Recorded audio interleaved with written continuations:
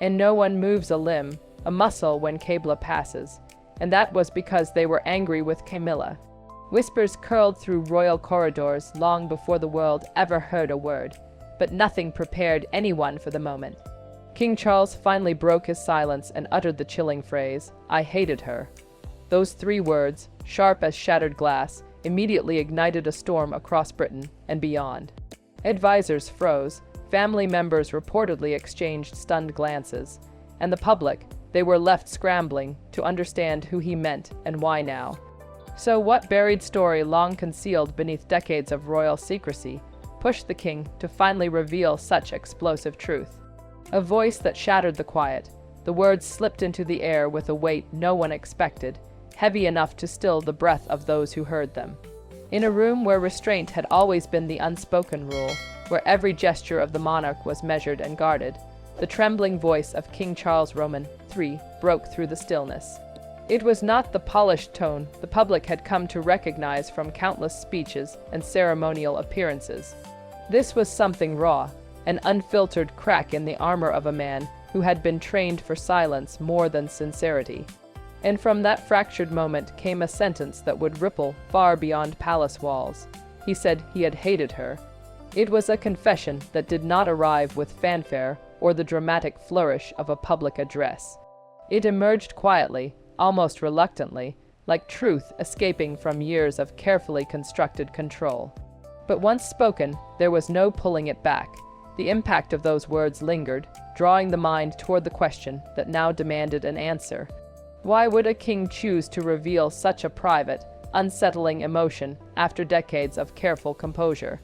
Why now, after a lifetime spent shielding personal feelings behind royal duty and tradition? For much of his life, Charles had been trapped between who he was expected to be and who he truly was. From the pressures of his youth to the public scrutiny that followed him into adulthood, every step appeared orchestrated by expectations he never fully owned. His long-standing connection with Camilla had shadowed his journey through the monarchy, surviving years of separation, judgment, and whispered criticism. That bond, persistent and complicated, became one of the most publicly dissected relationships in modern royal history. It placed him at the center of a narrative he never asked for, one where personal choices were questioned, interpreted, and judged by millions. Over time, the constant surveillance created an invisible cage around him. Every smile, gesture, or glance became a clue for someone to analyze.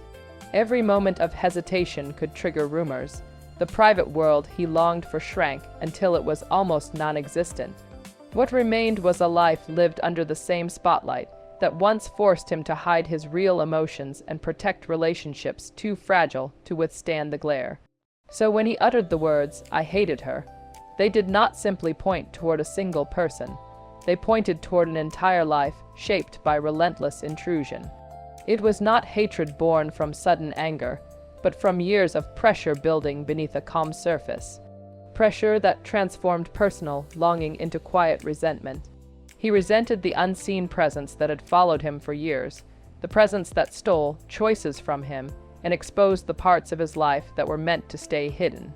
That resentment had a shape, a shadow, and a history, and though he never named it in that moment, its influence had marked nearly every chapter of his story. And yet, even with those words spoken, the deeper layers of his admission were only beginning to unfold.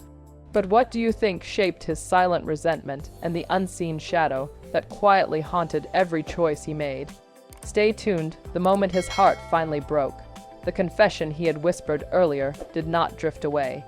It hovered over him like a shadow that refused to fade. Anyone listening closely could sense that those words came from a place far deeper than passing anger. They came from wounds that had been carved long before the world realized he was hurting. And as his voice settled into silence, the next part of his truth began to take shape, revealing not just resentment, but a sorrow that had lived quietly within him for years. For Charles, heartbreak did not arrive in a single dramatic instant. It gathered slowly, piece by piece, until the weight of it became impossible to keep hidden. It began in the moments when he realized his personal life had stopped belonging to him. Every choice, every whisper of emotion, Every sign of affection, or lack of it, became material for public debate. People discussed him as if he were a character in a story, rather than a man navigating feelings he barely had room to understand. The world often saw his position as privilege, but rarely did it notice the sacrifices that came with it. And among those sacrifices was the painful truth that even the most private matters could be twisted into spectacle. He had always been a man who loved quietly, who valued loyalty and long-standing bonds, but the life he stepped into demanded that those bonds be reshaped, repurposed, or hidden away entirely. What should have been personal became material for headlines, documentaries, and whispered judgment. It was this constant intrusion that chipped away at him, one moment after another, stripped him of the freedom to feel without fear. His heart carried memories of a connection that had survived time, separation, and expectation. Yet, every time that connection resurfaced, it felt like the entire world was standing too close, watching, picking apart details that were never theirs to claim. And when certain calls were leaked, intimate conversations that should have remained safe, the humiliation cut deeper than he ever admitted openly. It was not just embarrassment, it was betrayal. The privacy that every human being deserved had been stolen from him, displayed for strangers to dissect.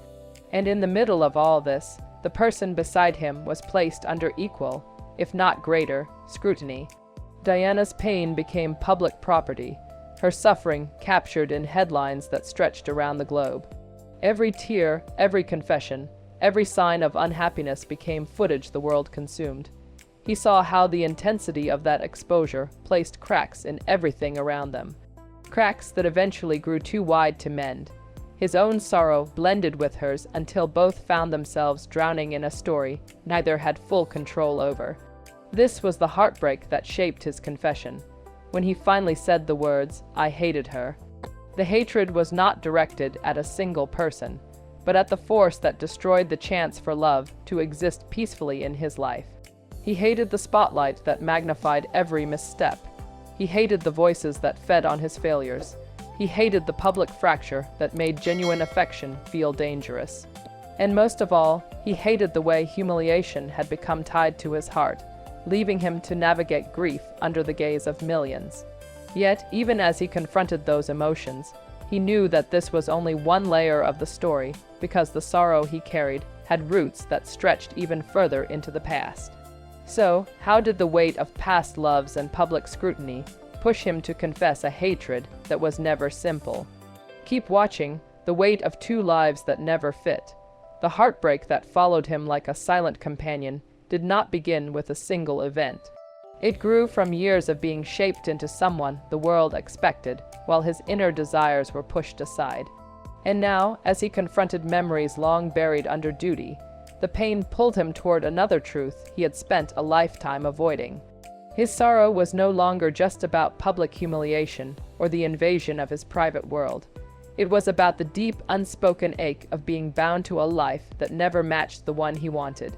And at the center of that ache was a woman who had always been there, even when she wasn't physically beside him, Camilla. She had existed in his story long before the world attached scandal to her name. Their bond had formed quietly, naturally in a time when he could still act on emotion without the crushing weight of headlines. But the moment his path became tied to the crown, everything changed. His heart might have known Camilla, but the institution demanded someone entirely different. A bride who fit the image, the tradition, the spotless narrative expected of a future king. It didn't ask what he felt. It didn't care what he longed for. It only cared that he followed the script. This mismatch between heart and duty, between desire and expectation, became a wound that never healed. Diana, unforgettable for her youth, innocence, and raw vulnerability, was barely stepping out of adolescence when her life was placed under a spotlight brighter than anything she could have prepared for. The 12-year gap between them was not simply age. It was a divide in experience, in emotional readiness, in understanding the suffocating demands of royal life. She was thrust into a world built on centuries of rigid rules, while he was expected to mold himself into the perfect partner for a woman chosen not because she matched him, but because she matched what the monarchy wanted. And yet through it all, Camilla's presence lingered, not through scandal, but through history. She was the reminder of what he could never fully have, and the symbol of a life he believed was taken from him. The more he tried to adapt to the role forced upon him, the greater the distance he felt between who he was allowed to love and who he actually loved. That distance stretched across years of pretending and performing, eventually hardened into bitterness. So when he admitted he had hated her, the meaning began to shift into something sharper, more painful. He hated the mismatch that defined his life. He hated how the crown demanded harmony where none existed. And beneath all of that, he hated the impossible position he had been placed in. Forced to stand beside someone who deserved genuine love and protection, while his own heart remained tied to someone he could not freely choose. His sorrow was not simple jealousy or regret. It was the crushing realization that his life had been shaped by forces larger than himself. And as he remembered the woman who had remained in his heart despite every attempt to suppress the truth, the emotions rising within him were no longer just sorrow. They were the beginnings of a confession he had avoided for decades, one that edged him closer to the next painful revelation. How did a lifetime of hidden sorrow and forbidden memories push him toward a confession no one expected? Stay glued. When private shadows became public wounds, the sorrow that had been growing inside him did not settle. It kept rising, pushing old memories back to the surface, refusing to stay buried. What he carried was no longer just the pain of choosing between duty and desire, nor the ache of incompatibility that tore two lives apart. It was the crushing weight of betrayal, one that did not come from a single person, but from the world that fed on his most intimate moments. And as that grief sharpened into something colder, the truth of why his confession had been so heavy began to reveal itself. It happened in the most humiliating way possible. A private conversation, one that should have stayed between two people who believed they still had something safe to hold on to, was suddenly everywhere. It echoed through living rooms, splashed across newspapers, whispered in classrooms and workplaces, analyzed by strangers who felt entitled to every detail of his life. The leaked phone call became more than a scandal. It became a weapon pointed at everything he had tried to protect. For Charles, hearing his own voice played back by the media was like reliving the same wound over and over. It wasn't just the content of the call that cut deep, but what it represented, a complete loss of control over his own narrative. There was no room for nuance, no space for understanding. The world heard one version, the wrong version, and decided he would be the villain. It painted his heart as reckless and cruel, ignoring the years of unspoken strain and silent suffering that led him there. Enwrapped inside that humiliation was Camilla. Her presence once a place of comfort, a reminder of familiarity in a life filled with expectation, became the face of the scandal. She was no longer just the woman he had loved long before the world cared. She was now the symbol of everything torn apart. Every headline, every cruel comment, every joke made at their expense deepened the damage.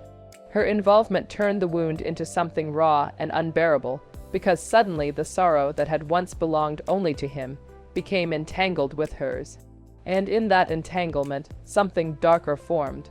He hated what she had come to represent in his life, not because he despised her character or wished her harm, but because her presence seemed to summon pain wherever it touched. Through her, he lost his privacy. Through her, he lost the little peace he had left.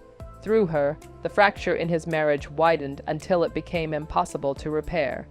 Every time her name was mentioned, it carried echoes of shame, public ridicule, and a story he never wanted to live. This hatred was not the kind the world imagines when it hears the word. It was the kind born from heartbreak, a complicated, tangled emotion aimed at the chaos her presence created around him. Even when he tried to protect her, even when he remembered the warmth of their early bond, he could not escape the truth that her involvement had turned his life into a spectacle. The quiet, private companionship he once treasured had transformed into a storm that swept through everything he held dear. And when Diana, with the softness of a wounded heart, publicly admitted that there had been 3 people in her marriage, the world took her side without hesitation. Public sympathy tilted instantly, leaving him more isolated than ever. He had failed someone who deserved better, and yet he also felt betrayed by a system that had never allowed him to choose differently. Everything collided: shame, sorrow, regret, and the painful realization that in his world, love could be more destructive than comforting. This was the moment that pushed him closer to the confession that weighed on his chest. The moment when he understood that the hatred he spoke of was only the beginning of a deeper truth waiting to be unraveled. So, how could love, sorrow, and regret converge to reveal a truth he never expected? What lies beneath his confession? A throne too heavy for a father's heart. What followed the storm of leaked secrets was not relief, but a new kind of pain. One that struck deeper than humiliation, deeper than scandal, deeper than the crushing weight of public judgment. It was the pain that came when he looked at his children and realized how much of their innocence had been sacrificed to the chaos that surrounded him. The sorrow he carried from Camilla's presence when something he tried to shoulder quietly now reached into the one place he had hoped would remain untouched. His family. The world often imagined royal children growing up in glittering halls, shielded from the troubles that affected ordinary families. But for Charles, William and Harry were never symbols. They were his sons, two young boys who needed stability, warmth, and a peaceful home. Two boys whose memories would eventually be shaped not by soft childhood moments, but by the tension that thickened every room they entered. Everything he had tried to protect them from slowly seeped into their lives, despite his desperate attempts to hold the pieces together. He had hoped, perhaps foolishly, that becoming a father might heal some of the wounds that already existed in his marriage. There was a time he believed that the presence of children could act as a bridge, softening the sharp edges, easing the strain, reminding both him and Diana of the family they were meant to build together, but instead, the pressure of presenting a perfect royal family only deepened the cracks.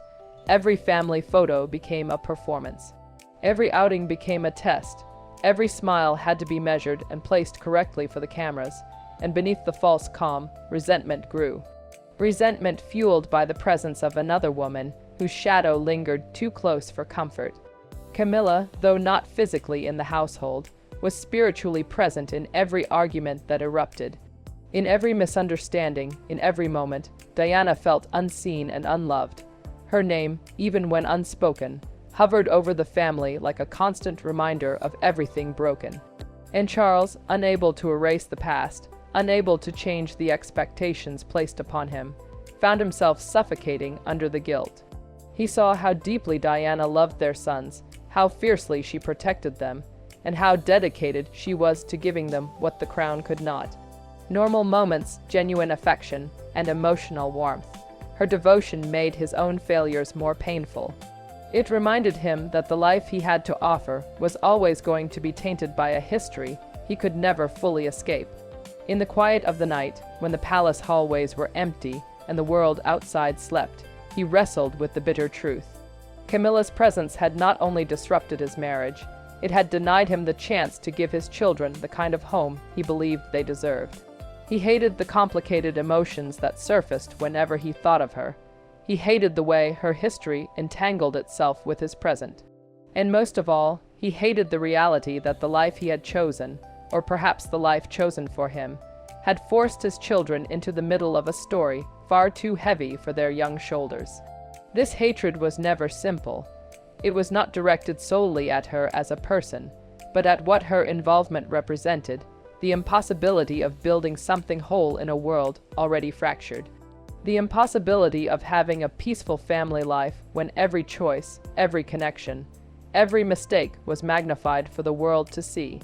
Yet, even as this pain consumed him, he sensed there were still deeper layers to unravel, older wounds tied to a past long before his sons were born. And those memories, too, were calling him back, demanding to be faced. And now, as old wounds resurface and memories whisper, what secrets from the past will force the king to confront himself? Stay tuned, shadows of a haunting past. Before Camilla became a duchess, and long before the grand ceremonies and royal appearances, there existed a tangled map of old lovers, broken promises, and memories that refused to fade. The king, once full of hope and anticipation for a life of genuine love, found himself confronting a past that clung relentlessly, casting shadows over every present joy. Camilla's early life unfolded in a world where charm and strategy intertwined. She married Andrew Parker B.S. on July 4, 1973, and their union produced two children, Tom, born December 18, 1974, and Laura in 1978. That marriage, though outwardly respectable, could not contain the restless tides of her personal desires, ultimately ending in divorce in 1995. These dates and names were not just historical markers. They were milestones of a history that refused to let go. Each a reminder of love lost, trust broken, and lives forever intertwined with her choices. For the king, the pain was not merely about jealousy or rivalry. It was a profound sorrow born of history's persistence. Every smile Camilla offered, every courtly gesture echoed the memory of a past that refused to be buried. The bitterness he harbored was aimed squarely at that enduring presence, a life that seemed to mock his attempts at renewal. Where he longed for fresh beginnings, he instead found constant reminders that some chapters were never meant to be closed. He hated Camilla not merely for what she did in the present, but for how she made the world around him unbearably heavy. Her very existence, entwined with old flames and unresolved passions, turned joy into quiet torment. Every gathering, every family event, every fleeting public moment was tainted by the weight of history she carried with her. She became, in his eyes, a living testament to broken promises and the inevitability of sorrow. Her influence was subtle yet unrelenting, coloring even the brightest corners of his life with grief and disillusionment. In moments of solitude, he poured his heart out, not just in complaint, but in sorrowful reflection. The letters, the whispered confessions to trusted friends, the late-night confessions, all bore witness to a man grappling with the relentless presence of a past he could neither rewrite nor escape. He mourned what might have been, what should have been, and what, despite all efforts, never would be. This was not mere bitterness. It was heartbreak molded by circumstance, compounded by the knowledge that history does not bend to desire. Camilla's past, her choices, and the life she carried with her were inescapable. And through it all, the king was left navigating the delicate balance between duty, love, and the shadows of a haunting past that refused to relent. But what do you think lingers deeper? His heartbreak, her shadow, or the hidden past that shaped every public misstep? Stay with us, the weight of the crown and the confessions within. When a man becomes king, the intensity of his anger can easily be mistaken for duty, or in rarer moments for confession. For Charles, that day arrived on September 8, 2022, when the death of Queen Elizabeth Roman II ended an era and placed the crown squarely upon his head. With it came Camilla's ascent as queen consort, a reality decades in the making. Their engagement announced long before, and their marriage in 2005, were now framed under the unforgiving glare of public scrutiny. Yet no public ceremony or accolade could soften the private wounds he carried. The king's bitterness had grown over the years, shaped not merely by public judgment, but by the weight of choices that never fully belonged to him. Camilla, in his view, was not just a woman he once loved and lost, or a companion who re-entered his life in complex, uneasy patterns. She was a symbol of a past that refused to fade, a persistent reminder of roads taken and those denied, a force that compelled him into compromises that chipped at his very soul. Each encounter with her presence, every acknowledgement of her role, forced him to confront the parts of himself he had tried and failed to protect. He poured his heart out in private, confessing to trusted friends and confidants the sorrow that accompanied every decision. His words were not accusations. They were revelations of exhaustion, heartbreak, and the relentless ache of living in a life pre-written by circumstance and expectation. In those confessions, he traced the path of his resentment back to moments that were never fully his, the unending cycles of public scrutiny, the judgments cast by history, and the relentless intrusion of a life intertwined with Camilla's, which made every world around him seem darker and more constrained. His hatred, he admitted quietly, was not arbitrary. It was a distilled reaction to a reality he had never asked for, yet could not escape. Camilla represented more than past loves or missteps. She embodied the persistence of history, the impossibility of a life lived entirely on his own terms. Every gesture, every smile, every carefully measured word she offered carried the echoes of old entanglements. Where joy might have existed, he found unease. Where hope might have flourished, he saw restraint. Her presence, even in moments of ceremony or casual interaction, transformed his surroundings into reminders of what he had endured, what he had been forced to reconcile, and the compromises that defined his life more than his desires ever could. In this emotional crucible, the king confronted the final truth behind the bitterness that had shadowed him for decades. Camilla was simultaneously many things: a person, a past, and a role that demanded impossible navigation. She was the embodiment of all the forces that shaped his resentment, and in naming her, he laid bare the complexity of love, duty, and loss. In his heart, he admitted without dramatization or flourish the depth of his emotion. "I hated her," and within that simple phrase lay the weight of a lifetime, sorrow, heartbreak, and the relentless tension between what was chosen and what was endured. So, what do you think truly drove the king to confess his deepest pain and hatred? Was it love lost, duty betrayed, or history's relentless shadow? We'd like to hear your thoughts in the comments.